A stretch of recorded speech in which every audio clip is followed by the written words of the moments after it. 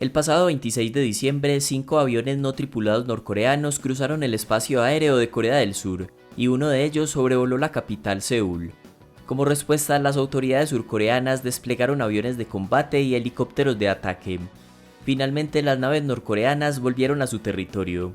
Pero este evento se suma a las crecientes tensiones militares en la frontera entre ambos países, donde Corea del Norte ha batido en 2022 su propio récord de pruebas militares. Con este tipo de invasiones se inició la guerra entre ambos países en 1950, la cual dejó 3 millones de muertos. Esta guerra involucró a Estados Unidos, que defendía a Corea del Sur, y a la Unión Soviética y a China, que apoyaban a Corea del Norte. En 1953, cuando terminó la guerra, se marcó la frontera entre las dos Coreas en el paralelo 38 y se estableció una zona desmilitarizada, una franja de 4 kilómetros de ancho separando a ambos países. Desde esa época ha habido tensiones e invasiones fronterizas de parte y parte. Sin embargo, con los recientes eventos, no solo Corea del Sur está nervioso, sino también Estados Unidos.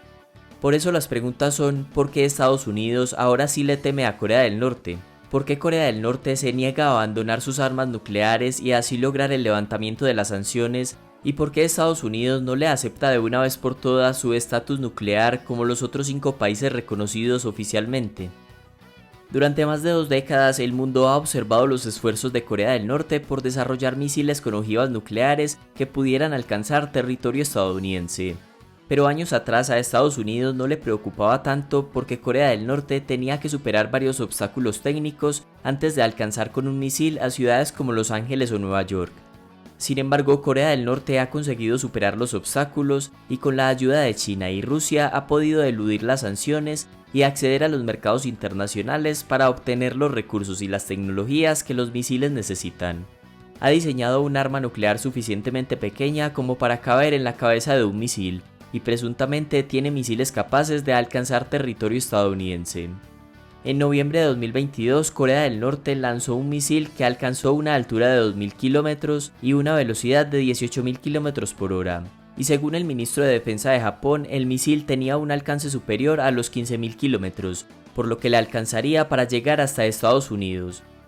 En la actualidad, Corea del Norte tiene alrededor de 20 bombas nucleares y produce suficiente material para hacer una docena de bombas adicionales al año.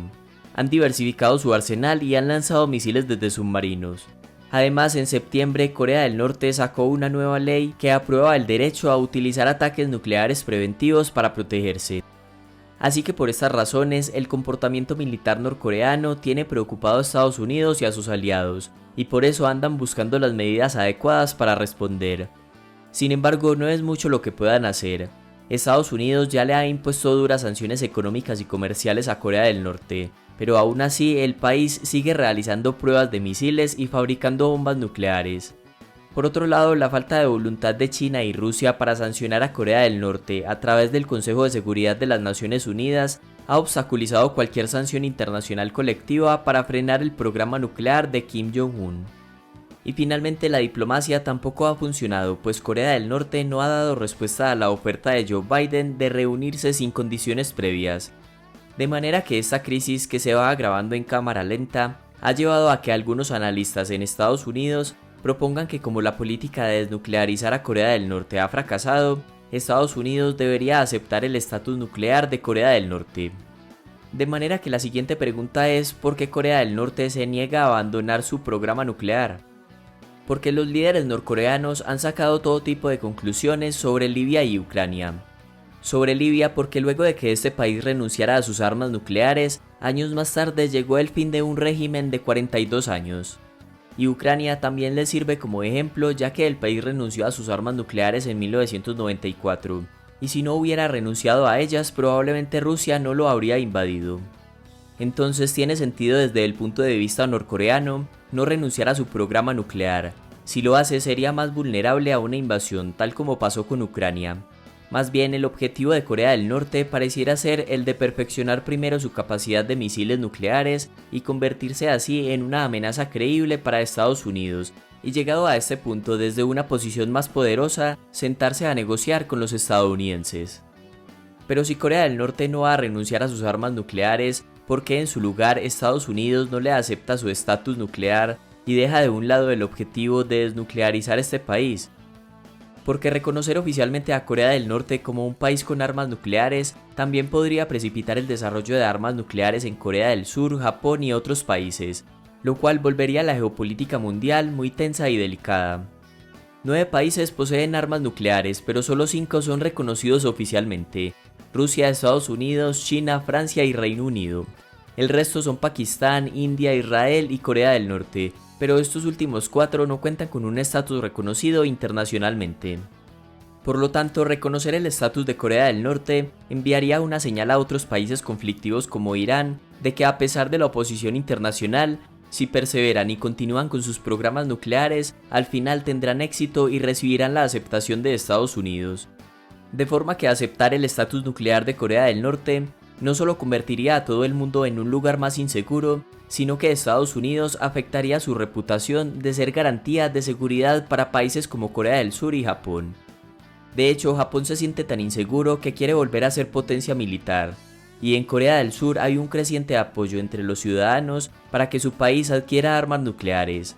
Según una encuesta realizada recientemente, el 70% de los encuestados estaría a favor de que Corea del Sur desarrolle su propio programa de armas nucleares. Por lo tanto, el panorama es muy complicado, porque la diplomacia no ha funcionado, el objetivo de desnuclearización ha fracasado, y tampoco es viable reconocer el estatus nuclear de Corea del Norte. Otra opción sería esperar a que el régimen norcoreano caiga, pero esa alternativa parece aún remota.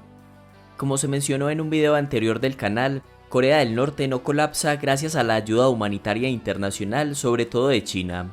Esto a pesar de que Corea del Norte no es el aliado ideal, China no lo dejaría colapsar, porque si lo hace, lo más probable es que las dos Coreas se reunifiquen, y Corea del Sur y Estados Unidos controlarían ambos territorios, algo que no le convendría a China.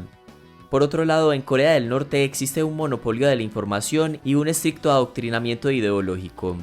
Tampoco hay internet para el público en general, ni redes sociales para que la gente pueda manifestarse. Adicionalmente, a pesar de las sanciones, el país se las ingenia para seguir obteniendo ingresos, especialmente de actividades ilícitas como la ciberdelincuencia. Según algunas estimaciones, en 2019 obtuvo alrededor de $2.000 millones gracias al robo de recursos del sector financiero mundial.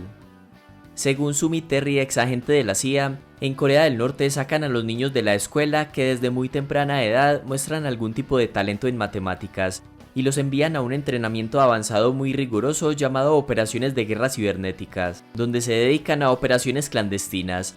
Así que el país todavía tiene fuentes de ingresos como los provenientes de las actividades comerciales con China, que le ayudan a sostener a la élite política y militar, que es la que finalmente puede derrocar a Kim Jong-un. En conclusión, de no producirse un cambio en la estrategia estadounidense frente a Corea del Norte o un avance diplomático inesperado, el país no va a colapsar ni tampoco va a ceder en sus ambiciones nucleares, y al mismo tiempo se acerca cada vez más a ser una amenaza creíble para Estados Unidos,